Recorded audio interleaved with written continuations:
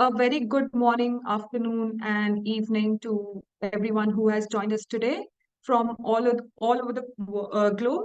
Well, it's interesting to see a distinguished group who have joined us today and who is interested and passionate about indoor air quality and health. I'd like to welcome you to the second Breathe In dialogue. These dialogues are envisioned as platform for generating discussions on indoor air quality issues, concerns, and solutions. We will be bringing to you topics under various themes such as regulatory convergence, design and technology, monitoring and management, and occupant awareness. We at Environmental Design Solutions, along with our knowledge partner, the Society for Indoor Environment, SIE, have curated these dialogues under the Cleaner Air and Better Health project. Okay, so let me begin with a little brief about the Cleaner Air and Better Health, also known as the CABH, with the aim to strengthen air pollution mitigation and reduce the exposure to air pollution in selected regions of India. The project is being implemented by a consortium led by the CEW and includes Environmental Design Solutions, ASAR Social Impact Advisors, Vital Strategies, and Enviro Legal Defense Firm.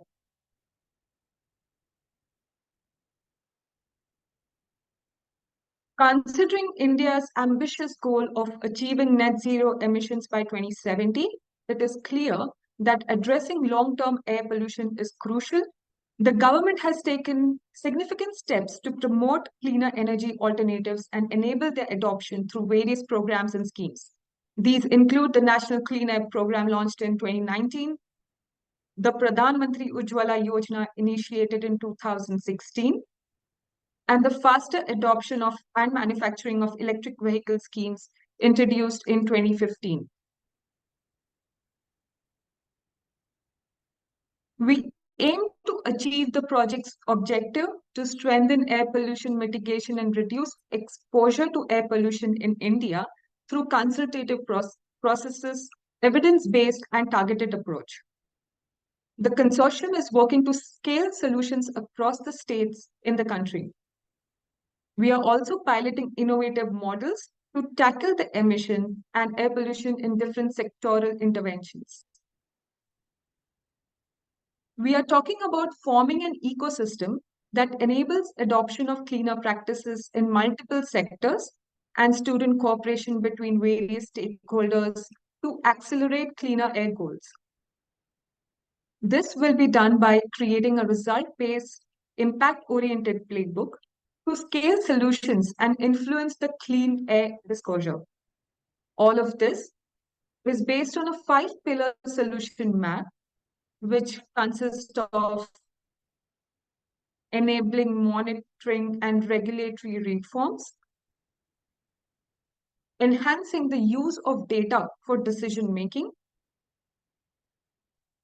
elevating sectoral transition to clean energy through innovative solutions, empowering citizens through outreach and awareness, and finally, equipping institutions with relevant capacity for informed decision making. So basically, the CABH project approach is to innovate, integrate, and implement for impact. When we consider the impact we aim to achieve, it's quite impressive. Right now, we are targeting a nearly 50% reduction in air quality improvement in the areas covered by CABH.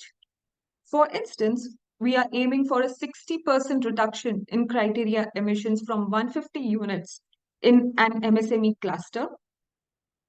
a 40% reduction in PM levels at pilot construction sites, and ensuring that 80% of households sustain the use of clean cooking fuel. Additionally, we are focused on enhancing the capacities of at least 10 state pollution control boards when it comes to implementing legal and judicial decisions. Additionally, we are on a mission to encourage 200 emitting sources of polluting plants and facilities to adopt the emission trading system. We are focused to reduce PM by 17% with 30% new electric vehicle sales and accelerate the establishment of 20 clean air action hubs in non-attainment cities to empower communities, activate 14 sentinel surveillance sites.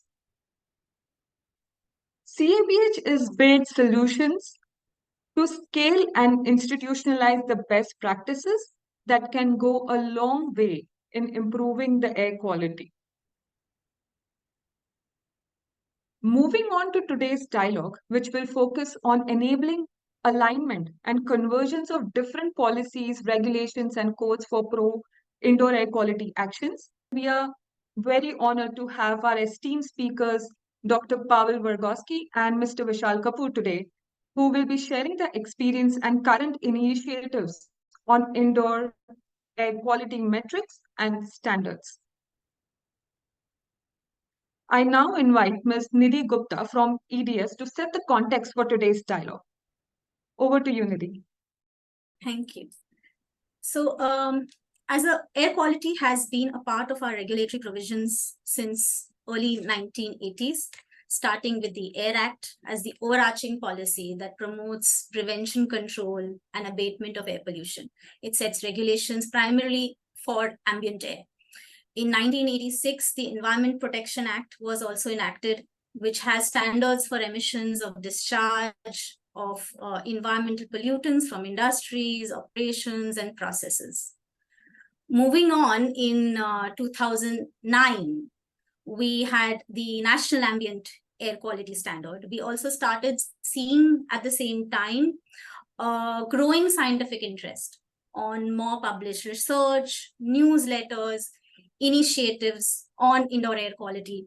And after that, we also had a steering committee being formed, which looked at health impacts of air pollution, government schemes to promote clean cooking fuels, as well as the formulation of Indoor Air Quality Association of India and Society of Indoor Environment. So that was happening between 2014 to 2016-17, right?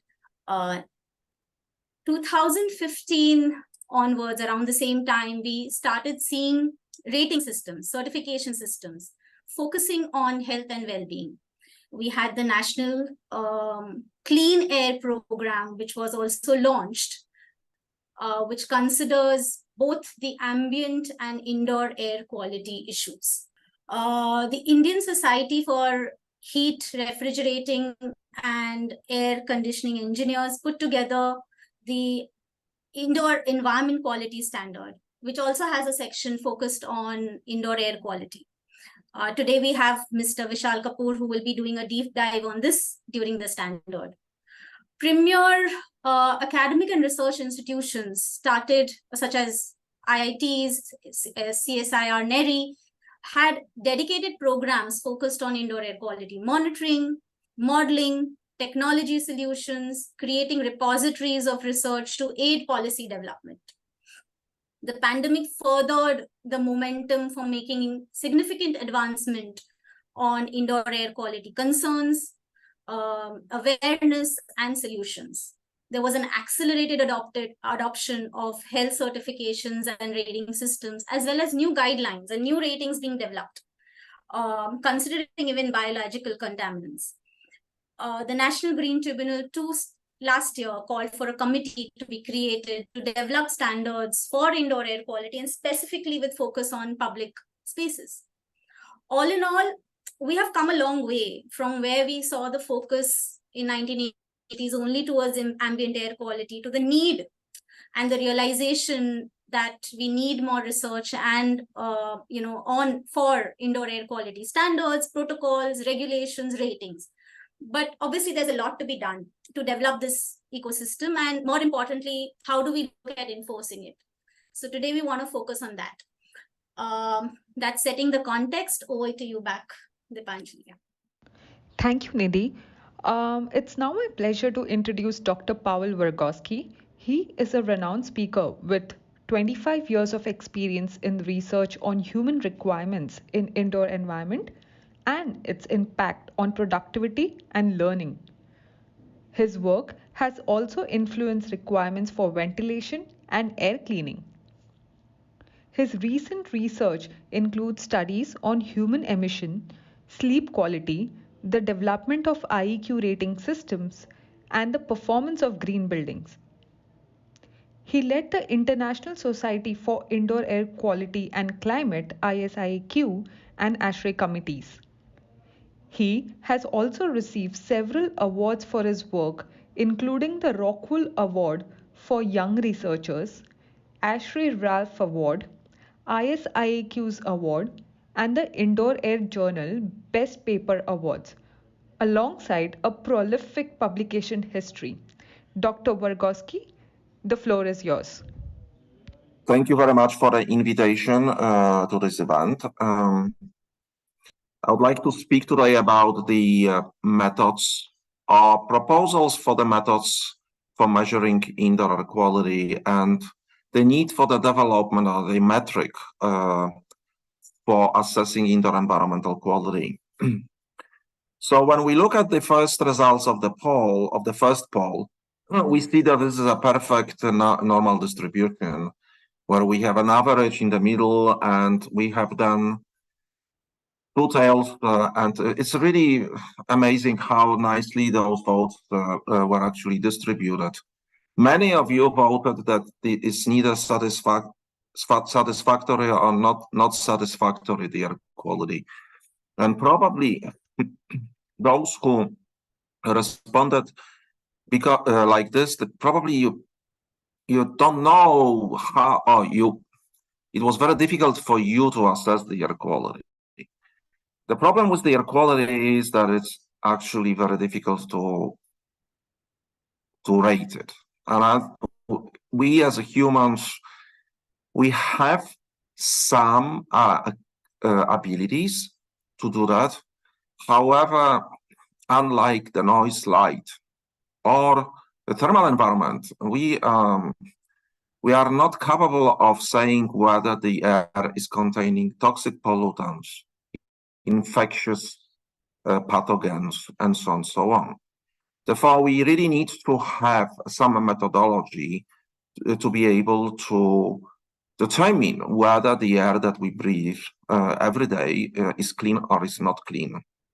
Or we need to have a certain trust to the regulatory bodies or our governments that they ensure that the air that is outside and inside the buildings poses no risk for health. So this is basically the background of my talk, and I will try to share my screen.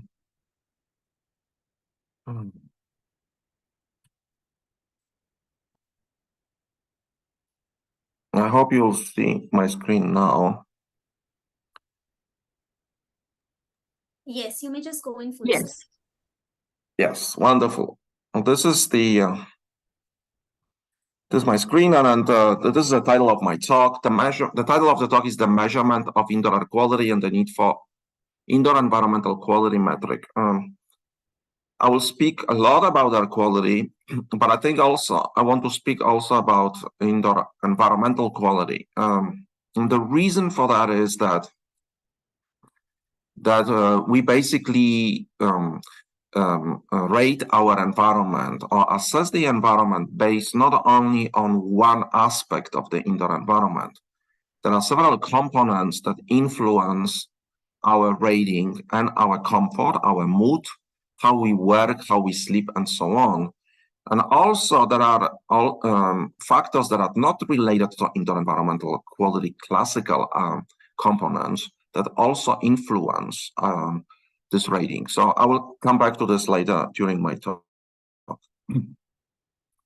So if we start from the scratch, you have mentioned earlier that there are attempts, and also actually India is in front of the attempts to be able to rate the indoor environmental quality. But if we look at around us, we find out that basically there are several labeling schemes that exist. And they are for food, they are for water, they are for energy, and then there are also for ambient air quality. But if we try to assess indoor environmental quality, we will find out that there are various indicators, and there's no agreed methodology to assess indoor environmental quality. So few years back, we reviewed the literature to find out, and also certification schemes to find out what type of measurements are used to rate the quality of indoor environment. And we found around 90 different indicators and no agreed method for doing this. So different building certification schemes will use a different methodology and different parameters to characterize indoor environmental quality. We don't have one scheme that can tell us, oh, this is class A indoor environment or class B indoor environment, or maybe class 1 or class 2. We only rate it based on specific measurements, and it's very difficult then to compare the different projects, different buildings, and different environments, because they use different methods to rate the quality of an indoor environment.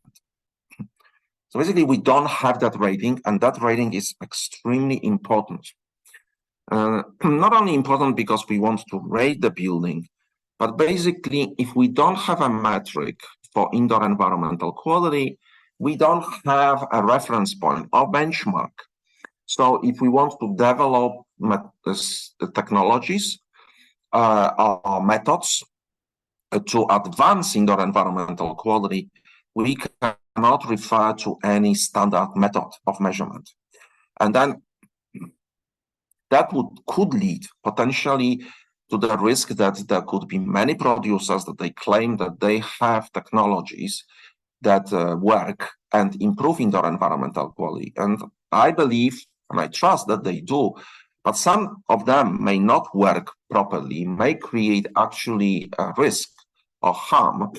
And then that may cause that there will be undervaluing of indoor air quality. Also, this is not a very good sign to the outer world that the field in which we are working cannot agree on a certain metric or the rating scheme that can provide maybe crude, but nevertheless assessment of what the quality of indoor environment is. Some attempts have been done for this, and but still, even in Europe, those attempts are very rudimentary. For example, in Europe, we have the Energy Performance of Building Directive, which actually requires that there should be some evidence-based estimate of expected energy savings and wider benefits, such as those related to health, safety, and air quality. However, the directive does not define how to quantify those effects. So this is basically only an indication and a wish of the European Commission that this should be done, and acknowledging that this is an important factor, however, without providing information how to do it.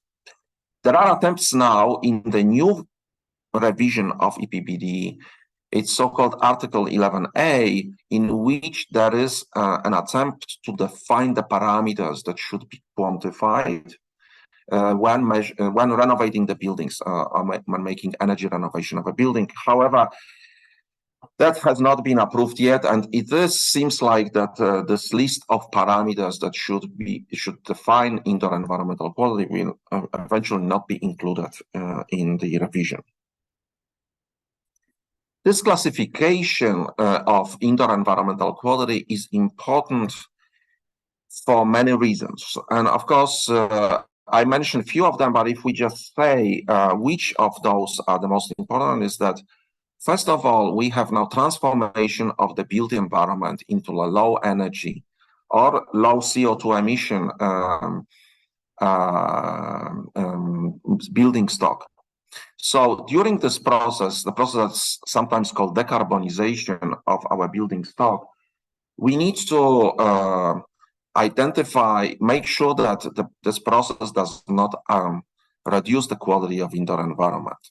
This is the first step. The second is if there are any benefits of decarbonization for indoor environmental quality, they also need to be quantified, and then they can then be converted in some economic benefits that create stronger incentive for the process of decarbonization.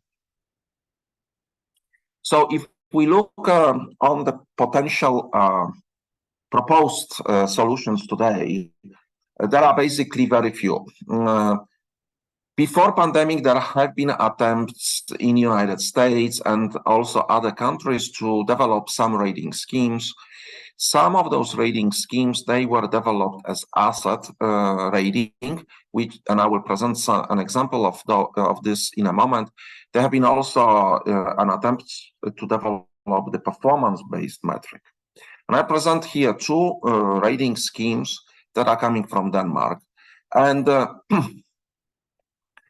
yeah, I live and work in Denmark. However, the reason why I'm presenting them that because these are the two rating schemes that seem to be published and are in the public domain. So they have been introduced, and there is no any alternatives that I know of that can be used. And I also present them as two examples for the direction of development of this kind of ratings.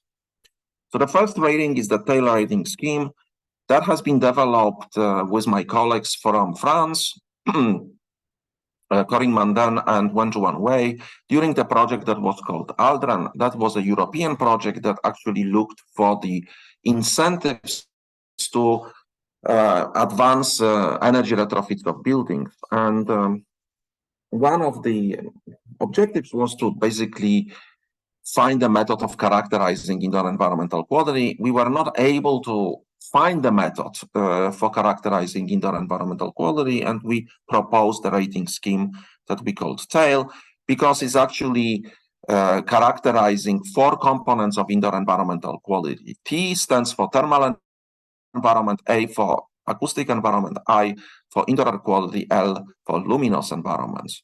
And also there is a Roman number in the middle of the scheme that actually defines the quality of overall indoor environment in a building. So as I said, there are four components and there are four colors that characterize the quality of those components, and then the overall indoor environmental quality is represented by color and the Roman number. You may ask why 4 levels and why Roman numbers? The reason for that is that we refer to the standard EN 16798. This is European standard that is used for estimation of energy, estimating, it is a standard that defines indoor environmental quality levels when performing energy calculations during retrofits, energy retrofits. So basically we refer to that standard, and rather than create the our own reference scale, so to say. So basically there are 12 parameters that characterize indoor environmental quality in that rating scheme.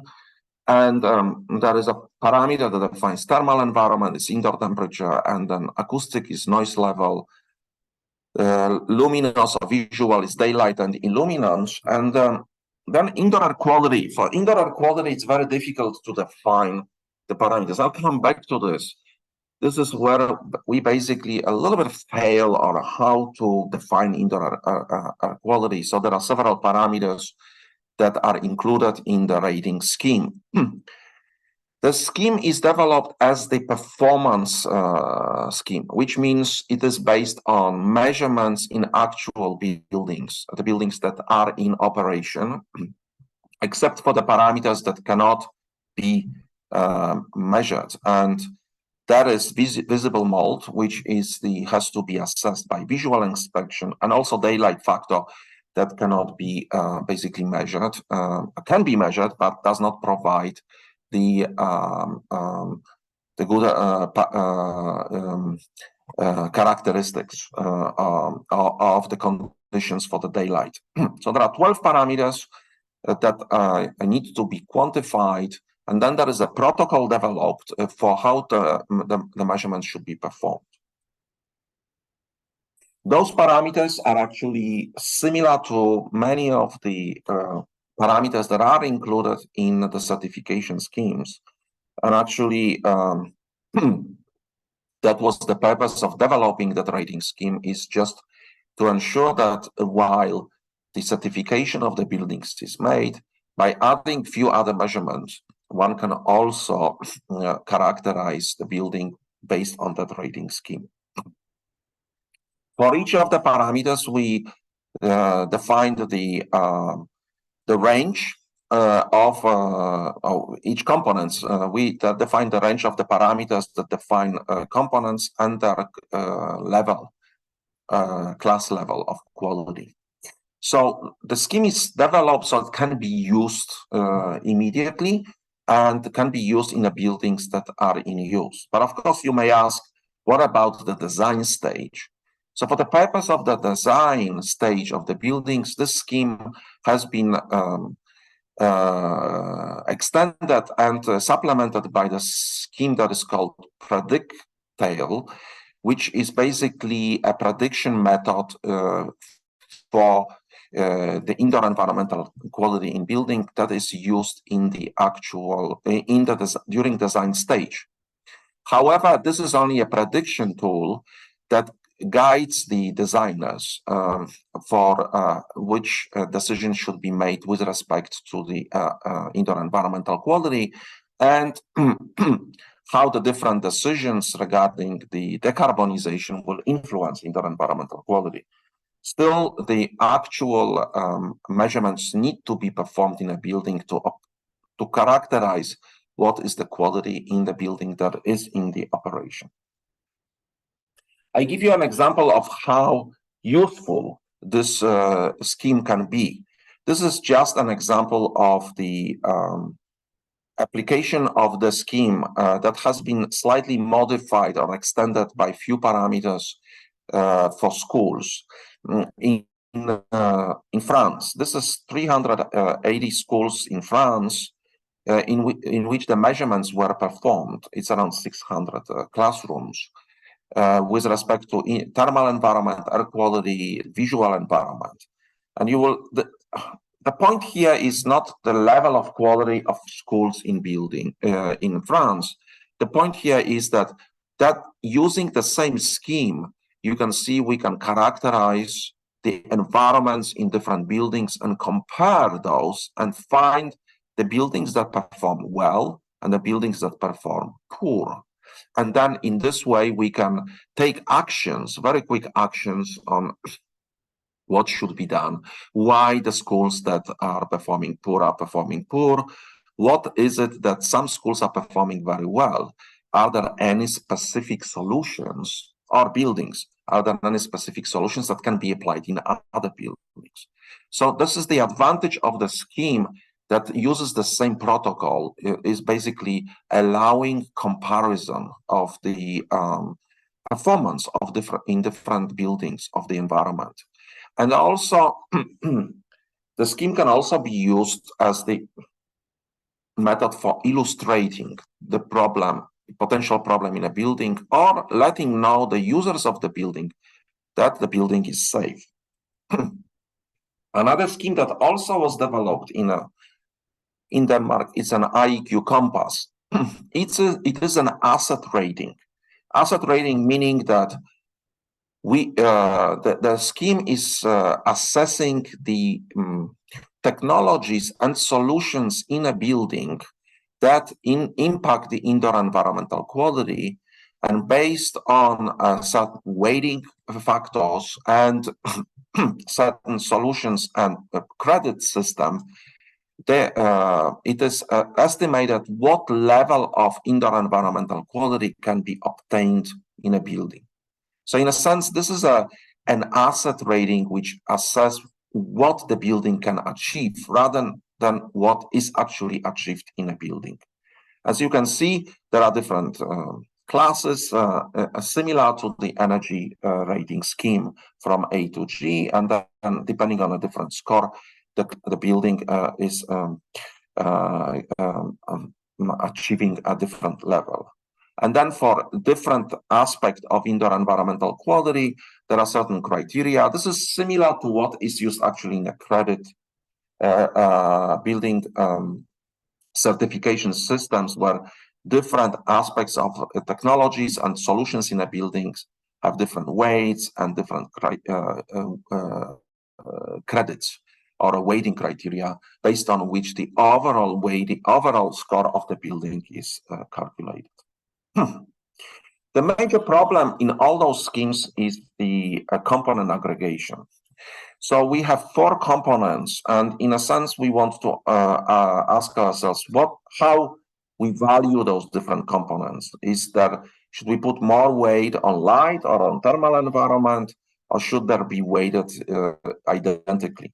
So generally, what is assumed is the equal weighting for those different components, except for the IQ Compass, where there was the expert survey to identify the weighting between the different parameters and their importance for indoor environmental quality. But generally, in all the literature that I have seen, an attempt to examine how those different components influence the indoor environmental quality, basically they are weighted identically. In tail system, though, or rating scheme, there is no, it is done differently. So the overall indoor environmental quality is defined by the worst quality among those components. That could be considered as too severe approach. However, this approach allows us to avoid compromises that are based, for example, achieving higher class by having a higher class of, let's say, light and thermal, but compromising the quality of indoor air or acoustic environment. That has been done in some of the certification schemes. And I think with respect to indoor environmental quality, we should not compromise that. Just to mention very briefly, we are just starting the project in Europe. There are 10 different institutions that are involved, in which we will be actually examining the interaction between those different components. So we hope that the project is called Music. And we have 10 PhD students, which will be looking at different aspects of the interactions of different parameters in indoor environment. So we hope that we will be able to develop some sort of information on how those different components influence different aspects, different outcomes, or how they influence occupants in a building, not only with respect to comfort, but also their work performance and also sleep quality. In the last 10 minutes of my talk, I would really like to focus on indoor air quality, because with respect to light, acoustic environment, and thermal environment, once again, first of all, we can perceive it. We can see the light, we can hear the noises, and then we can say whether it's warm or cold. However, with respect to indoor air quality, it's very difficult for us to judge whether the quality of air is high, so there are no any toxic pollutants. Also, I would like to, in this last 10 minutes, talk about other domains that may also influence our perception of indoor environmental quality, or comfort, or evaluation of indoor environmental quality. These are psychological aspects. So how to measure the air quality? So air quality is a very difficult issue because it contains the gaseous pollutants, biological agents, and particulate matter. And basically, so far, we focused on the aspect of gaseous pollutants and particulate matter. Biological agents, there was an attempt to do that, and our last recent COVID pandemic actually indicated that we also need to focus on this aspect and integrate it in the metric. But normally, with respect to inter-environmental quality or inter-air quality, we used few indices. It's a ventilation rate, carbon dioxide, and these are traditionally used today. If we talk about inter-air quality, people measure CO2, and then based on CO2, they determine whether air quality is high and low. Then we also, for time being, we measured the TVOC. I will come back to this in a moment, as well as we use occupants assessment of indoor air quality. These are the most prevalently used metrics of indoor air quality that try to integrate and say by one measurement what the air quality is in a building. So with respect to the ventilation, is this a good index or marker of indoor air quality? So it is good and it's not good. So generally, it's difficult to say. It depends, right? Because there is a lot of beliefs that and misconceptions that are related to ventilation in connection with indoor air quality. It is assumed that more ventilation always improves indoor air quality. It may not actually, and I will show an example in a moment why. Then that the lack of ventilation or low ventilation means poor air quality. It is also a misconception that is often made. And the reason for that also I will present in a moment. And then also it is assumed that we can connect ventilation to predict human responses, and that ventilation can remove all pollutants in spite of their type. And finally, many of us believe that it is simple to measure ventilation, and actually it is not that simple task under specific conditions. And specifically, if you talk about natural ventilation or even for the mechanical ventilation in large volumes, it is not very easy to make. So first, why ventilation will not always improve air quality? So under specific conditions where we supply more outdoor air into the into the building, when the outdoor air is polluted, actually increasing ventilation may reduce the air quality and increase the health burden of disease. This is an example of the modeling study which shows that if we have an outdoor sources and indoor sources and ventilation impact on the burden of disease that is expressed by DALI, which is disability adjusted life years. This is a metric that is used by WHO. Very quickly, it defines the lost life years on the job market because of premature death or inability to work because of a certain disease. So the higher number of DALIs will indicate the higher harm or higher burden of disease. So what we can see here that increasing ventilation is actually reducing the burden of disease that is related to indoor sources, but because of the ambient pollution is increasing the burden of disease that is related with the ambient pollution. So in cases where the ambient air is very polluted and we don't have systems to remove the pollution from outdoor air, increasing ventilation may actually be counteractive. And we see this in several studies, specifically from the regions of the world where the pollution is high.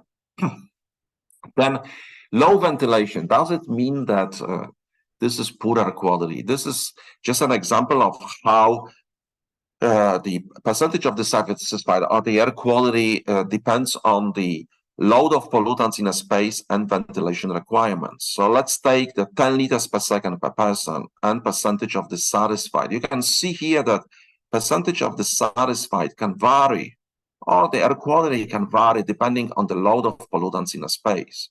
So if you have less pollutants in a space, the same ventilation rate can actually characterize a better air quality than when we have a high. So in this sense, ventilation seems to be not clear marker of poor air quality if we are in the this high ventilation rate. But if we go to the very low ventilation rate, actually it's becoming a much better marker. Then finally, we assume that ventilation is related directly to our to the effects on humans, so usually health, comfort, or productivity, sleep. However, ventilation is only a modifying factor for the exposure. So what we really need to know is how much ventilation affects exposure, and what we really need to characterize with respect to indoor air quality. These are the exposures, so pollutants to which we are exposed. Another metric of indoor air quality that is used is CO2, but I don't want to spend much time about CO2, and I don't have time to discuss it. This is a separate lecture on CO2 and what are the consequences of that. Actually, CO2 is a good marker of ventilation adequacy in case when we have people in a space. However, even this may not be sufficiently good because the emission rates may vary of CO2 from people, and also there can be many other factors that influence the level of CO2 that is in the space. It is a marker of ventilation that contains all the pros and cons of ventilation that I mentioned a moment ago. And there is an ISHRAE position document on CO2, which I recommend all of you to read, where all those aspects of use of CO2 has been proposed. I have to hurry up because the time is running, but if I get 5 minutes more, I will be just finishing. So this is TVOC is another issue. Why I speak about TVOC? The reason why I want to speak about TVOC is, or total volatile organic compounds, is that it has been used in the past, and it is coming back with the new sensor technology. So new sensor technology, so-called low-cost sensors, they provide a measure of pollutants, organic pollutants in a space, and they provide them usually as providing a TVOC. But TVOC originally has been defined as the addition of masses of polluting molecules between C6 and C16. That is original definition of that. And the TVOC that is used in the sensors is defined differently, and we don't know what is the equivalent concentration of which compound is actually used for calibrating those sensors. Basically, the dose-response relationships that were developed for TVOC, and they say that levels below 200 micrograms per cubic meter should create no toxicological risk for occupants in a space. However, the examination of the first all of the studies that were published in the 90s regarding TVOC and health effects did not find any relation between TVOC and health effects on humans. So I would say that we have to be very careful when jumping into conclusions when using the TVOC. And then we can use, of course, occupants assessments. That has been popular in the 90s, less popular today, but is coming back as a method of asking people to assess the air quality.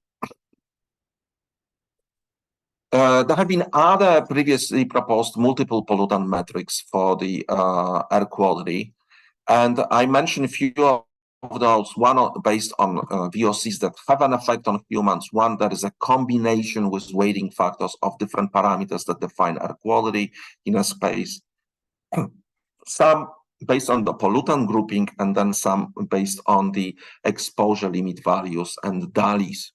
But none of them have been used or have been accepted as a standard and used generally in the studies and in the regulation. So what we should do? I think we must act on incomplete information. So we will be never able to characterize all chemicals. Today, among thousands of pollutants that are out there, we only know 1% of for their toxicity.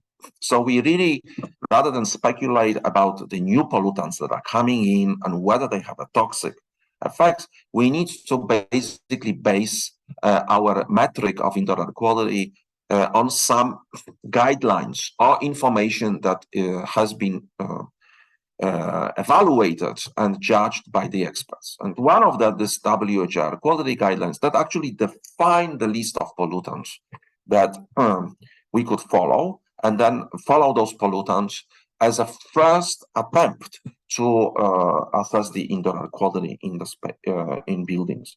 Although those guidelines are for ambient air quality, they also apply in indoor air. And of course, we need to include the risk of infection. How we should do it is another topic to be discussed, but this indoor air quality metric needs to include the some method of assessing the risk of infection. And so what are the possible actions to be done for air quality in the absence of other credible metric? We still have to use CO2, but we must supplement CO2 with other parameters. For example, for outdoor air, PM2.5 and NO2, and for indoor air, it could be formaldehyde. And I think as a minimum, we need to follow WHO air quality guidelines, both for indoor air and outdoor air. And that would be a good starting point. In fact, TAIL includes those parameters. So if you follow TAIL, you would follow the parameters that are included in the WHO guidelines.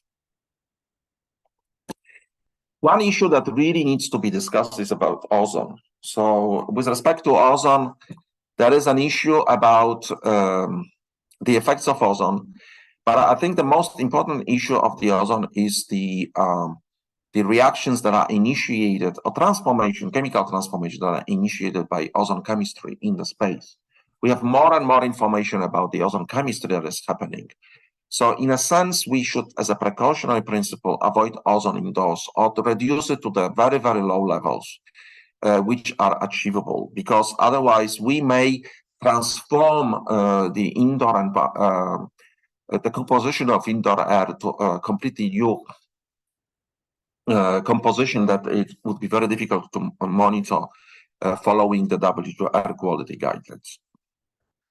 Finally, I think when we define our metrics, we have to create a context for our metrics for indoor environmental quality. We need to consider other domains, such as, for example, psychology. One of the attempts to do that is the so-called Human Flourishing Index that has been developed by Harvard, that looks at the 6 domains that are important for the quality of life. One of domain is the mental and physical health. This is where the air quality is and indoor environmental quality is included, but also there are other domains such as social relationships, financial and material stability, and so on. All of them, they influence our perception of indoor environmental quality and need to be included. I don't have more time to talk about this, but I think it's a very important issue that needs to be looked upon in the future. So in order to summarize, and I'm sorry that I'm running a little bit longer than I expected, we need to have monitoring and documentation of indoor air quality. I think it is an important step today, is an essential step to advance the entire field, because it will provide you, actually everyone will benefit of that. It will provide useful data for building stakeholders and additional incentives to improve our indoor environmental quality. It will create a benchmark, a reference, and we could build a database for buildings and different with indoor environmental quality. It would monitor performance, so we would be able to monitor compliance and maintenance of a building. It will provide input to sustainable investments and technological advancement, input to control and artificial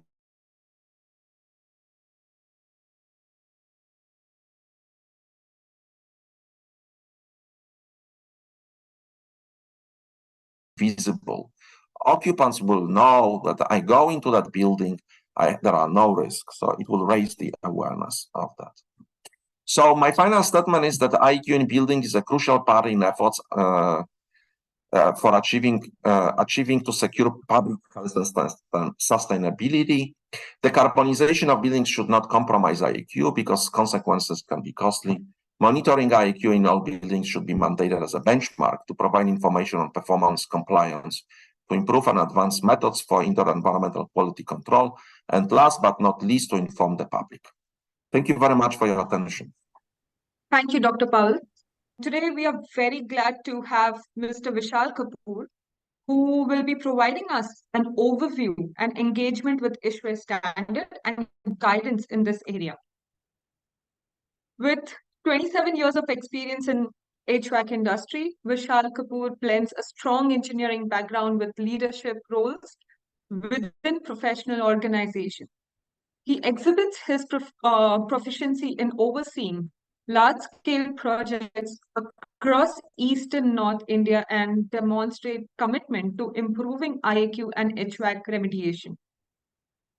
His impressive track record includes serving as the national president of ISHRAE from 2017 to 18 and holding positions at the national chair of the technical committee 2019 to 2022 and the vice president at the Indoor Environment Quality Global Alliance. Welcome, Mr. Kapur. Thank you, Dipanjali, and good afternoon to everyone, and a morning to Dr. Pawel, because he's in a different time zone. And following a presentation after his scope is a very, very difficult task, because he's possibly one of the world's leading authorities on this subject. I will still try to do my best to cover the topics suggested to me. So as, and I hope my screen is visible, Dipanjali? Yes, it is. Fair enough. So I'm just going to be taking you in a very short presentation into the IAQ standard of ISHRAE, which was developed in 2016 and then updated in 2019. And as we speak, is going through the third level of modification, because every 3 to 4 years we look at the standards and whatever needs to be added, changed, we do into that. At the outset, I would like to tell you that we are here talking about the standard. We are here talking about the measurements and the values. And we all know that, what you can't measure, you can't control. So you start off with the point of measuring and what are the values prescribed to each aspect of IQ. The standard does not talk about mitigation ways, how to reach those levels or those values, how to correct your problems in various spheres. That's a different science altogether. And as Dr. Pawel said very clearly, that is ventilation the answer to everything else? No. One hat does not fit all heads. And depending on application to application, site to site, pollutants or type of pollutants, the methodology or the process to be followed will have to be different and customized to your specific requirement. Nevertheless, there are some standards which many bodies like an ISHRAE or an ASHRAE specify, which you should follow to ensure a minimum level of IAQ adherence, and which will make your occupant as comfortable or as satisfied as he or she could be. We all went through a huge surge, during the COVID times, when there was a lot talked about air quality, and nearly everybody had started understanding the word IAQ, which was prior to that limited to engineers in that sphere only. And a lot of us talked about filtration, ventilation, and air movement, etc. Unfortunately, we humans have a very short-lived memory. And most of us have already forgotten about COVID, and we've forgotten about IAQ. And we are back to the good old ways of accepting and living with whatever there is, and not trying to force change, whether we are occupants in a building or whether we are designers or developers or owners. The impact is getting lost. And I think a forum like this, an awareness session like this, should tell you that it's irrespective of a pandemic or COVID, that tells us that air quality continues to be an important part of our lives, where we know that how much, 80-90% of our time we spend indoors, and we consume 12,000-15,000 liters of air per day. And if you're not conscious about what we are consuming, what we are breathing, and it's going to be difficult for us in the years ahead, if not already. So getting on with my presentation, so we are talking about the ISHRAE IEQ standard. Now, IEQ, though my presentation today is going to be limited on the air quality aspect, but just to let you know that this was the first standard developed in India, one of the first few standards existing globally, written in 2016. and it covered all the aspects of indoor environment, covering from thermal comfort to indoor air quality, lighting, as well as acoustics.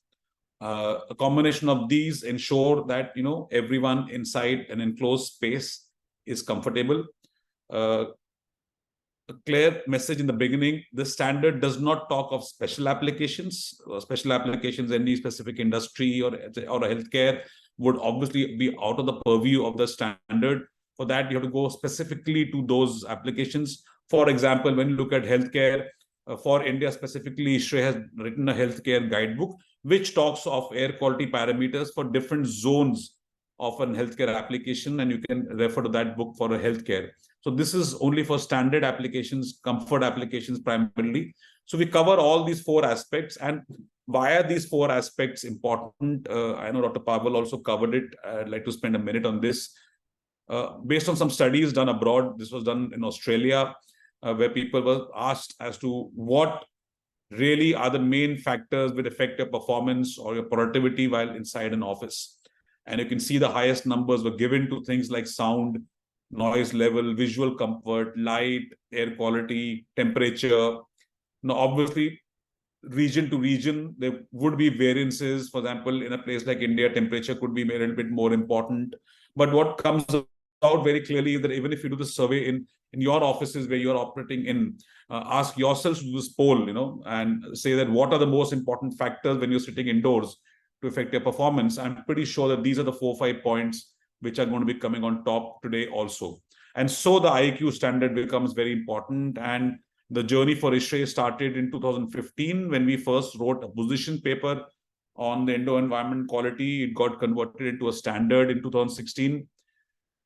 We did a research project also on the standard, which I will cover in the slides ahead. And we released the second version in 2019 during the Green Building Congress. And we are working now on the third version of this standard. So this standard works on classes for a building that you would wish to achieve or should achieve.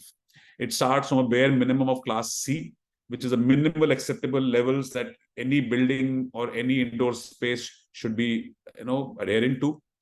Next level you go to is the class B, which we term as an acceptable norm. And finally, we go to a class A, which is aspirational. Yes, if you can achieve it, it's outstanding for your indoor space, for the occupants, and for the people working inside that place. But that's an aspirational level. This is how it has been prescribed on all the 4 parameters: thermal comfort, lighting, acoustics, and air quality. And obviously, it's but obvious that as we move from class C to B to A, the threshold values become stricter and the allowable limits get lower. Apart from specifying the numbers, what this book does is it also specifies the kind of instruments to be used while measuring those parameters.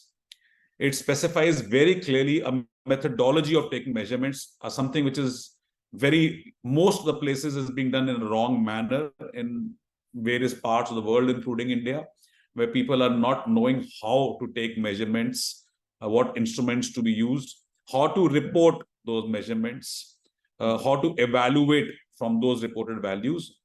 And obviously, there are some illustrations and examples just for people to get, understand better about how to go about that work.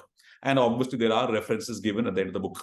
So it broadly guides you, an engineer, whether you are a practicing engineer in the HVAC field, or also you could be on the user side or a facility manager side, or even somebody who's in the research side, that knowing numbers is one thing, but how to calculate, how to record those numbers, how to measure those numbers, what kind of instruments to use is actually even more important than just knowing the numbers. Because if you measure it incorrectly, frankly, that measurement has no value.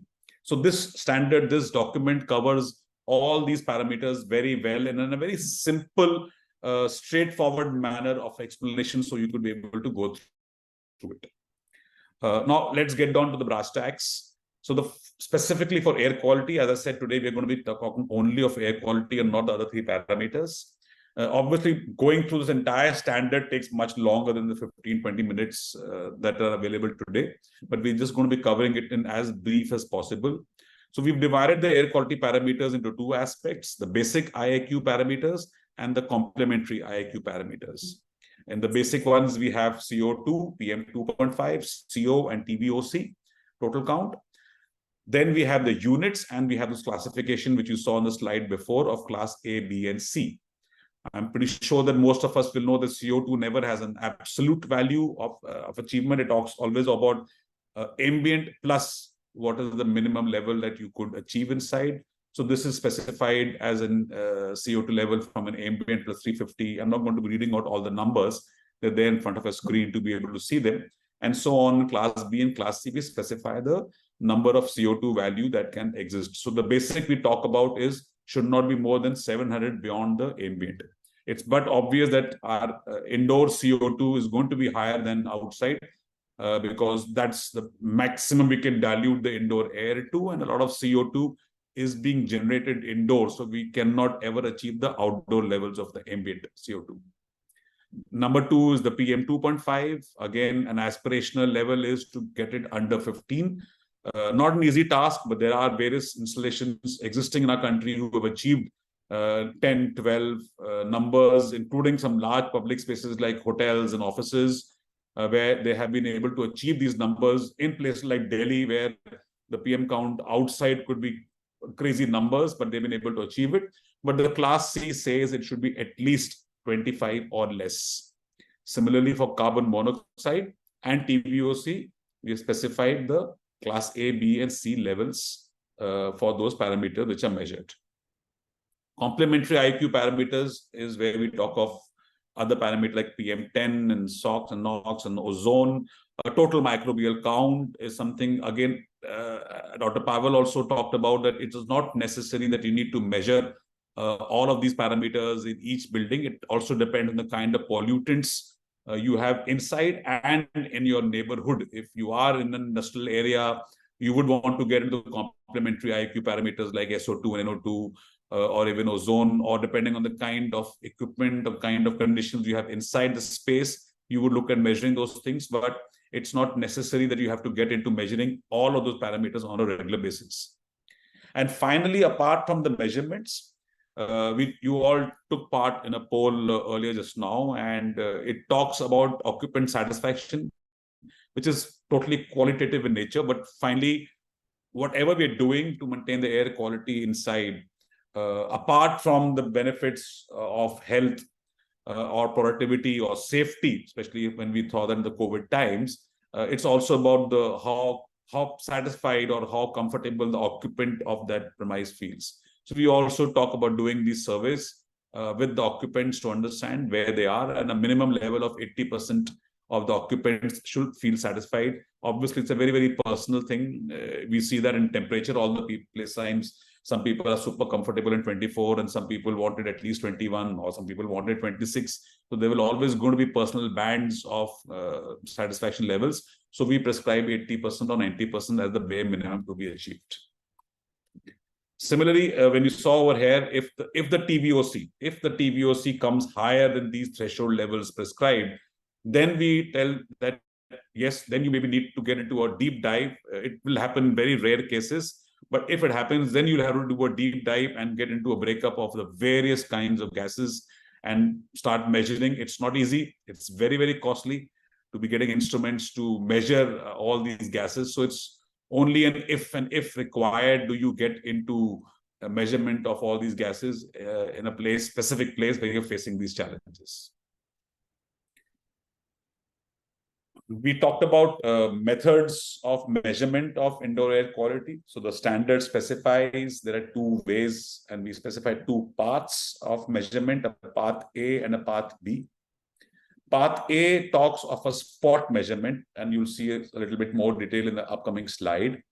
It is obviously high accuracy because you're using instruments which are regularly calibrated, instruments of a much higher accuracy levels. And also you're doing random sampling in this particular case. You cannot probably be doing sample of all the places at all the times.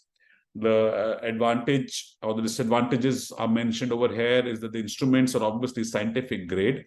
Their level of accuracies are very high, though it does not cover time variation. And it could also require more time as well as more manpower if you're talking about doing it for a very large space.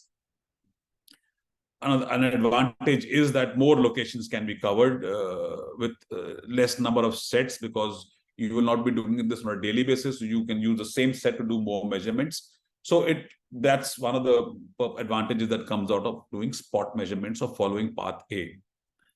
If you go to path B, which you talk about continuous measurement, which is now becoming more popular because the cost of sensors and instruments are reducing very drastically. So, and the cost of doing it over an IoT is much reasonable now. So it's available as a continuous measurement in path B, where the accuracy levels might not be as high, because the range would be a little more in these instruments normally. Otherwise, again, the sensor cost could become very, very high. And the instruments, you would need more set of instruments, because you'll be covering a more set of sensors, if I can use that word, because you'll be covering a larger space with the same number of instruments. You would need less or maybe even zero manpower, because if you're doing continuous measurements and recording the results over IoT onto a screen or onto a software somewhere else, you would literally working at zero manpower, except for the time when you're installing and commissioning the whole system. So both path, and again, the path B was a new version launched in 2019, because in 2016, there weren't so many options available for continuous measurement. So we had restricted ourselves to spot measurement. Now we're saying both options are available as with any building. Again, what I've done over here is I've just given you screenshots of that standard book, where it tells you much more detail. For example, if you look on the lower half of the screen, when you talk of path A, it will tell you more details. For example, it tells you 3 times a day, what are the times recommended, 18 results per year, all complementary parameters, twice a year, 3 times a day, the other ones, so it gives you much more details. In fact, it gives you all possible details to how to measure, when to measure, what all to measure in path A. Similarly, in path B, it talks of continuous monitoring of the basic parameters, not the complementary parameters. Carbon monoxide only if you have an issue of combustion all around you, and recorded at least once an hour around the year. It could be done more than an hour. Some people are doing on a continuous basis, but at least once an hour. And, so basically what I'm trying to tell you is that anyone, user or a facility manager or an engineer, can get all possible answers from this standard on how to measure, and depending on which path you plan to choose for your space, you can go in that space. Similarly, it breaks it down further into other pollutants in a more detailed manner. For example, if you see on the right-hand side of a screen on CO2, it should be measured when there is a minimum 90% of occupants present. Unfortunately, still many places when they're doing, especially when they're doing spot measurement or path A, not continuous measurement, they will go and measure CO2 when the whole office is literally empty. There's really no point doing it. It's a waste of time, because you will get very good readings, but that's not a fact of the space. So it gets down into those deep dives, both for path A and path B, for various parameters, how, what, etc. to be measured. And that's the way it talks about it. Also, the standard also talks about a new building. So if you want to check the parameters of a new building, it tells you that it should have been flushed so many times, and then how do you go about testing. So it covers all those stand parameters also in as much detail as possible. It's one thing developing a standard, and it's second thing understanding that are those levels just a number given, which is frankly very difficult to achieve.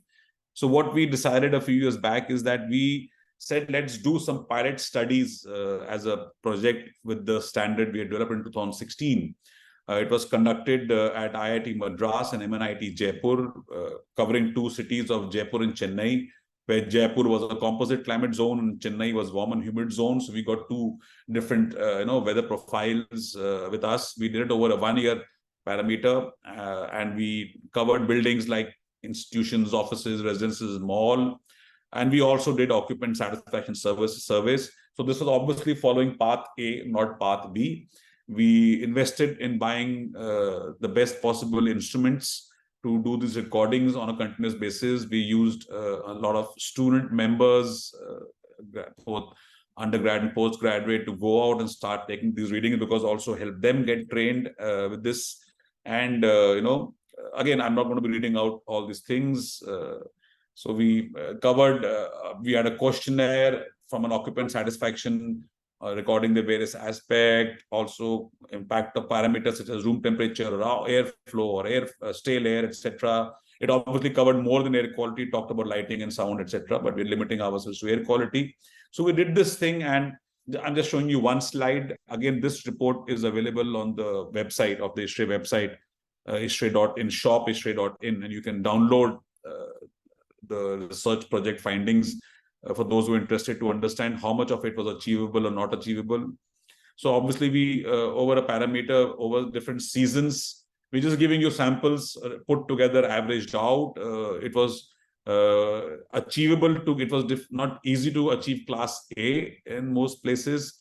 But yes, class B, C was being achieved in summers and monsoons. In winter, achieving PM 2.5 was not easy. Now, these are buildings where we did not do any interventions. These are buildings which are operating with the existing set of equipment or existing system of controlling and improving air quality. We did these measurements for PM 2.5, PM 10. So again, PM 10 obviously becomes a little easier to achieve. It's PM 2.5, which is anyway the more challenging one. So we assume that, yes, these figures are achievable. And it obviously, that report is a big report. I can't cover it all in this presentation. I was just wanting to give you all an idea that we did go about taking measurements in the field, putting it across in charts, and understanding how much of what we are saying is truly doable or not doable. Also, 80% of the occupants in these places had expressed satisfaction with the air quality on the spaces they were occupying. Again, this is the same thing for lighting, so I will just skip this. So as a summary to close my presentation, the standard that ISHRAE has developed is surely an implementable standard. It is not just a piece of paper. It can obviously provide more productive environment, more safe, more healthy space indoors. Our threshold levels are achievable. That means the class A bare minimum is achievable with the current building design, system design, providing controls, and obviously the most important thing is proper maintenance. You heard Dr. Pawel talked about ventilation, and demand ventilation or demand-based ventilation now is coming into our places, into our occupied offices, occupied various kind of applications also. And it's something which is very important because energy is important, though not at the cost of indoor air quality. That indoor air quality is as important, more important than saving energy, going the route of decarbonization, etc. But we can't compromise, but that does not mean that we need to waste energy also to be having air quality at times when we are already achieved that air quality. Why do we want to be spending money on things like ventilation or higher levels of filtration, etc.? So it's measurements, providing controls, and maintaining what we've installed, which is again a big problem. You know, first day, everything is working very fine, and second, third year onward, we realize that filters are gone and the fresh air dampers aren't working, and you know, things have gone absolutely as good as back to nothing being installed. An occupant opinion is not sufficient. It's only a guide. Also, comfort or discomfort, you know, you could be comfortable with one thing and it can impact the other aspect also. So that is why measurements is very important of all the parameters. And what we recommend today is that in any new building that's coming up, any new design that comes up, the designers, the consultants, the architects should ensure that the IEQ parameters are included in the basis of design and not ignored, because that is what generally happens. We do not cover IEQ parameters or even IAQ parameters in our basis of design. Most documents will just talk about what to give as part of the equipment. So give a PM 2.5 or give a MERV 10 or a MERV 13 filter, or give fresh air dampers, mechanical or raw, whatever else. But it does not talk about the parameters to be achieved. That is not covered inside over there. So we recommend that our community should start putting this into practice. And obviously building owners and occupants need to become more demanding for good, very important word, verifiable IAQ, and not only stay bothered about energy efficiency. So that's all from my side. And for those of you who are interested in looking at the book, you could, I had given the link somewhere. Yeah, so you can see on the top right is the link of this book where you can buy the physical copy or the ebook download from there and go through it. And also on the same website, you will find the research project about the standard implementation if any one of you is interested in going through it. So thank you very much for inviting me, and it's been a pleasure sharing the ISHRAE IEQ standard with all of you. And yeah, that's all. Thank you, Mr. Vishal Kapur, for an extensive overview of ISHRAE's efforts to, improve IQ and health. We do have some questions, and I'm going to hand it over to Nidhi to moderate the next discussion. Over to you, Nidhi. Okay, great. So while we let the audience put in the questions for you, I have a couple of things to start off to kickstart this discussion. We saw, both, we saw rating schemes, IQ, we saw the standard and parameters which were being put out by you. I was wondering, how does this apply when we are considering naturally ventilated or mixed mode buildings, right? Because in India, many of these buildings, especially residential, are necessarily naturally ventilated. Any of you can answer this, yeah. So yeah, I know Dr. Pawel will be able to give a far better answer than me, but as we said, if you look at just the standard, what we covered today, we talked about just the numbers. We've not talked about how to achieve those numbers. And yes, naturally ventilated buildings or mixed mode ways of working is a fantastic way of achieving numbers, but it stays limited to one or two kind of pollutants. When you go to some places in North India, or today, even if you come to East India, where I am from, when the outdoor pollution levels are drastically high and you have a natural ventilated building, you are talking about PM counts can be going up to crazy numbers. And you could have a very good CO2 number for all practical purposes, but you would have, so it's always a mix and match between one or the other parameter. So obviously, finally, in my opinion, and this is strictly my own opinion, indoor air quality, a lot depends on what is there outdoors. You can do mitigation indoors as much as possible, but it's not that if, for example, the thing given by you, that if it is a naturally ventilated building and if the outside is very badly polluted, what really can you do about it? You can't start filtering out in a naturally ventilated building. Yes, you can create air paths. You can create air movements that even the pollutants do not stay inside and they move out with the way the building is designed to create air streams, but yet you are going to be causing problems inside.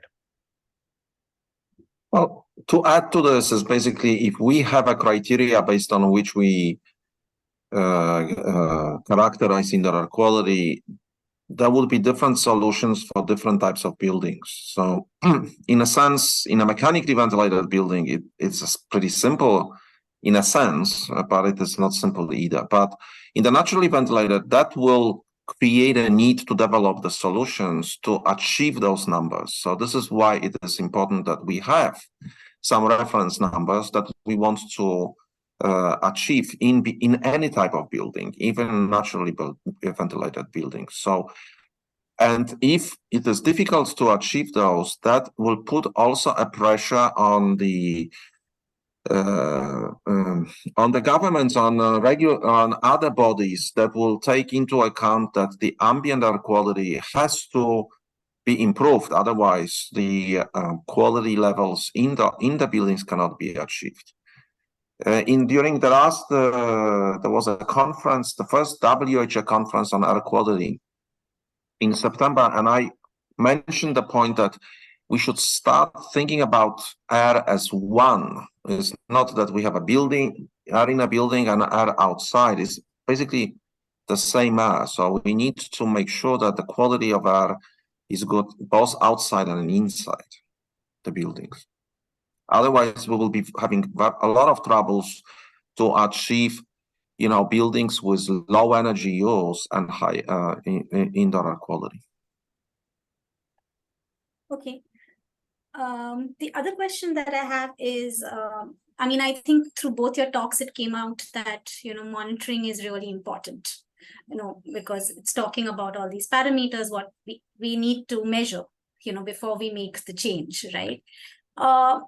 But monitoring is also, expensive. I wanted to check with you, how can we make it cost effective? What needs to be done to possibly make it cost effective. Pawel, maybe your thoughts, or Vishal? Maybe I will start. Then this time. So yes, this is the argument that is usually given, is that in order to achieve your criteria, there's a lot of cost that is necessary, but there is also a lot of benefit. So that can be, accounted for. So achieving a high indoor air quality will reduce some expenses for some other aspects in life that would basically these expenses can be put into the costs of regulating and controlling indoor air quality. There are other problems with measurements of exposure in buildings, is because the sensors require regular maintenance, calibration, and so on and so on. They may drift and so on and so on. So there have to be some other methods rather than installing the sensors in a building. Is basically different ways of approaching the problem. One of the way of approaching the problem is basically creating a banks of sensors that can be calibrated, intercalibrated, and so on, to which the building owners or building users may have access, either free of charge or with a certain for a certain cost, and that they can deploy, measure for some time, and then return the sensors for maintenance. So basically, a slightly different model than deploying the sensors overall and then hoping that they will be functioning properly. In this way, the cost can be reduced, and also other risks associated with maintenance of the calibration of the sensors can be.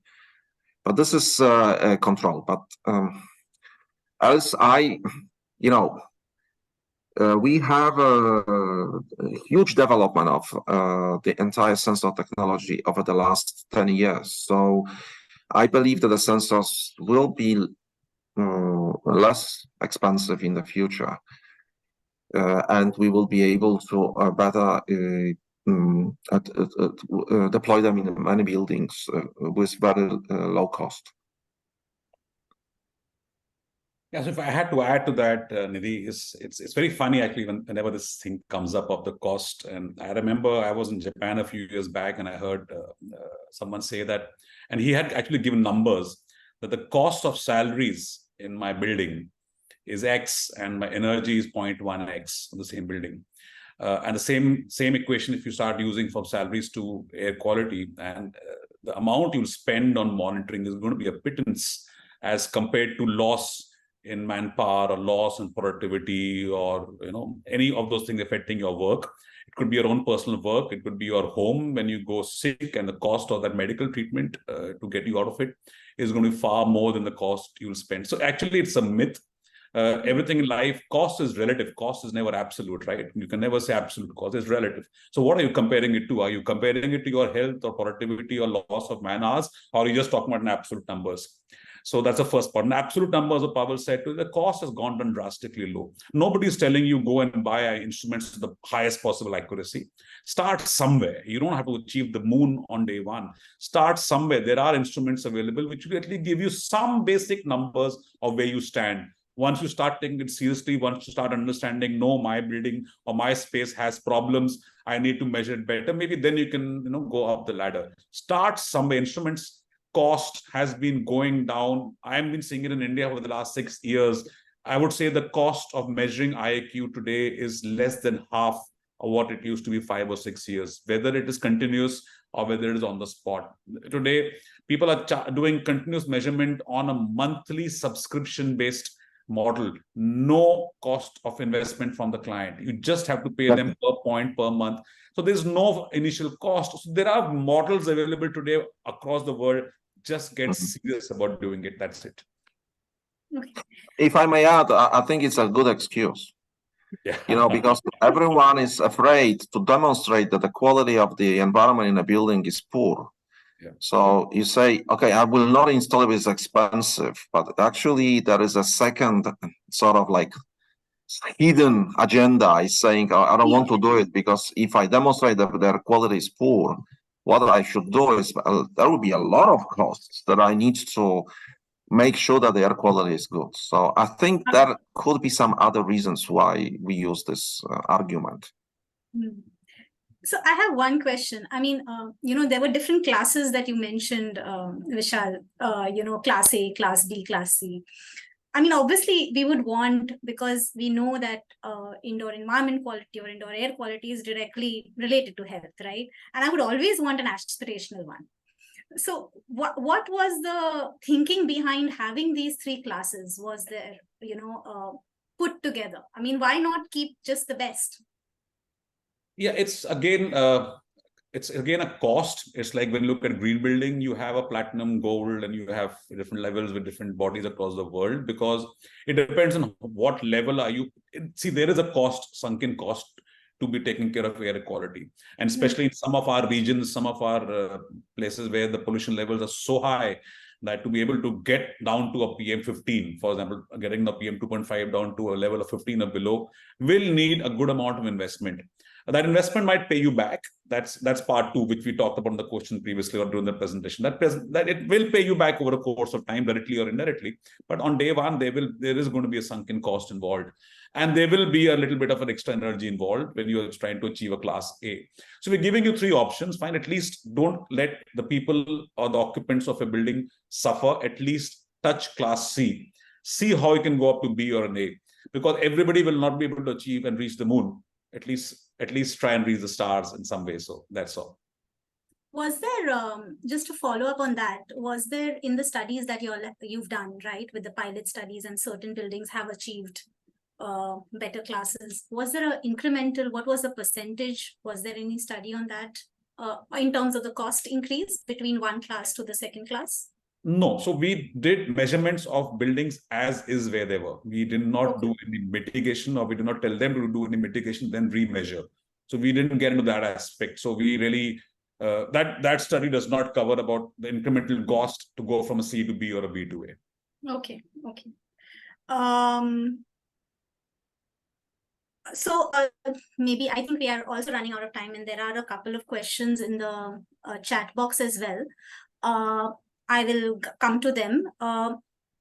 Just one thing, I mean, I wanted to check with ISHRAE, when you've done a lot of pilot studies. The standard has been released since 2016, and we heard 2019, and it's being applied by different engineers. And is there a central data repository that you have, where people can refer to these studies? Whether it be an indoor air quality, acoustics. I mean, in the end, most of these studies are done in isolation, right? And if you're looking to inform policy, or looking to inform how this needs to get implemented and scale the efforts, there could be some lessons learned amongst the community. So is there some thoughts of putting together a central repository, or is that action already being taken?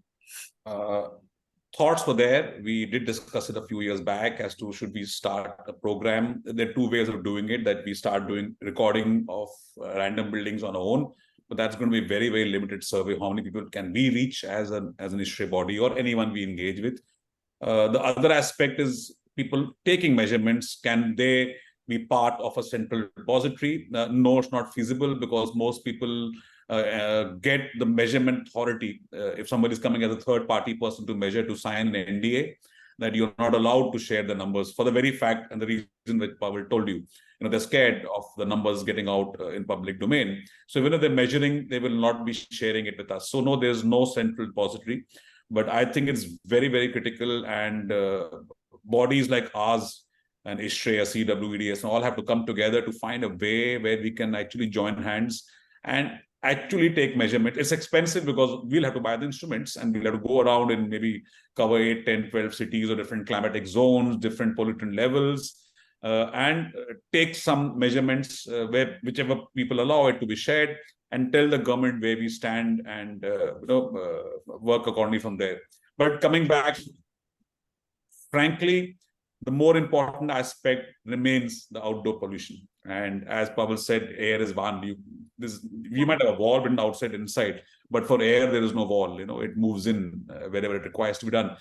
non-outdoor air, there is huge amount of data available today, right? Whether it's in India or Europe and other countries.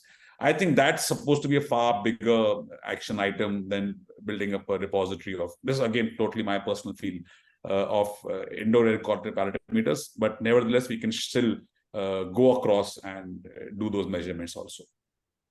So I want to add to this. During this conference in Bern, WHO conference, I also raised the issue that similarly to water, air should be a public good. So we need to make sure that the quality of air that is delivered to the building is of high quality. And that should be responsibility of, I don't know, probably governments or whatever, to make sure that the quality of outdoor air is good.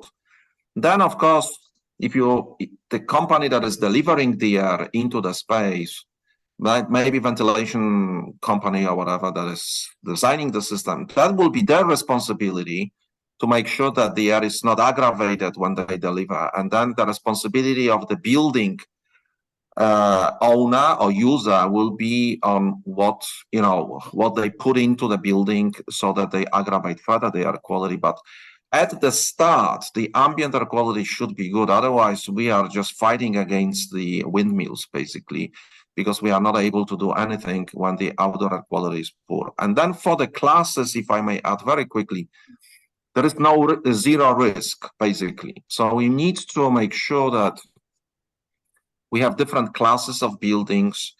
But of course, the lowest class C should provide the highest acceptable risk. And then you can go to the even higher if you can afford. The same is done in the different classification schemes. And for example, international, what is called the cancer, how is it called? ICAP. No, what's it called? The cancer. They also create a different risk for the exposures. So they say that, that is, if you do this, then you have that risk of cancer or that risk of cancer here. So basically what we need to make sure that, the class C is provide the fundamental minimum requirements. And then if you can provide higher class, maybe the higher class can provide, for example, class C can be health, but class A can be maybe learning and work additionally. So that could be a new developments for the future. But we need to have those different classes at the moment because we are not able to work with one class only. So one last question. Sure. To both of you again. Considering we have different rating systems and standards, what do you think is the best way that engineers, I believe, would be the right, the appropriate audience to actually specify in the design stage, right? What the standard should be. What would be the best way to, get the engineers to ask or specify these indoor air quality to ensure that we have good indoor air quality in the spaces that they are designing? What can be the brief that we can give? For me, unfortunately, and I'm talking about purely from an Indian reference point of view, Pawel will have a different experience. Most of our designs are not performance-based matrix standards. Unfortunately, they are just prescriptive in nature. And that for me is the biggest problem, both as an engineer from a board like ISHRAE or as a practicing engineer. Performance parameters are not being looked into. If any design you look at, they'll just prescribe, install this, increase ventilation, and install filters, XYZ, UVGI, whatever else. Nobody's talking of find what is going to be a performance level. So till the date we as engineers don't take performance as a serious methodology, I don't think things will change. We will just be wasting money in the name of IAQ, but it might not be having the true impact. For me, this is the most important aspect. Right, I agree. And I don't know whether there is a solution to that. But some fine-tuning of the buildings is necessary using a performance metric. And then, as Vishal was mentioning, this it not only creates the problem, but over consumption of energy. Sometimes you don't need to have a excessive system because you can achieve the conditions. So that has two ends, basically, the problem. So I think This is why I'm thinking about the tail or any other performance metric that would allow us to somehow monitor the building performance and see where it is comparing to what is required in the standard or a building code is a necessary step. Otherwise, we won't be able to advance anything. We will be continuing the work on the prescriptive approach. Thank you. I just like to ask if anybody else has any questions who are on the panel. Else, over to you, Dipanjali. Thank you, both of you, for this. Thank you, Nidhi, Pawel, and Vishal, and everyone who has joined us today. So we have a next dialogue on the 2nd of November on prioritization of indoor air pollutants, which fall under monitoring and management. So in this dialogue, we'll be joined by Benjamin Jones from University of Nottingham and Dr. Sunil Golia. So the registration link will be shared in the chat box, and we'll see you next time. Thank you.